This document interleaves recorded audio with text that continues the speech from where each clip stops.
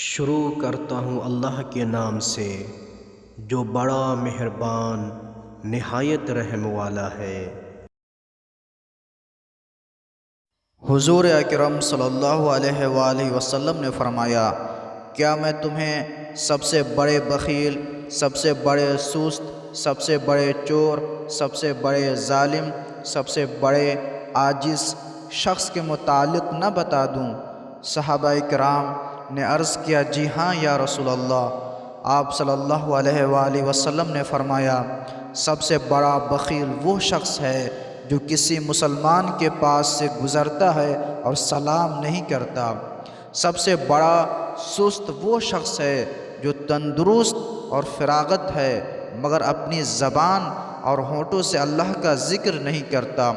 سب سے بڑا چور وہ شخص ہے جو نماز کے ارکان و واجبات میں چوری کرتا ہے، نماز کو اتنی جلدی ختم کرتا ہے جس طرح سے بوسیدہ کپڑا اتار کر پھینکا جاتا ہے، یہ نماز اس کے منہ پر مار دی جاتی ہے۔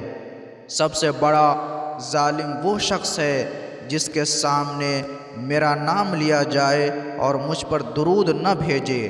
سب سے بڑا عاجز وہ شخص ہے جو دعا نہیں مانگتا۔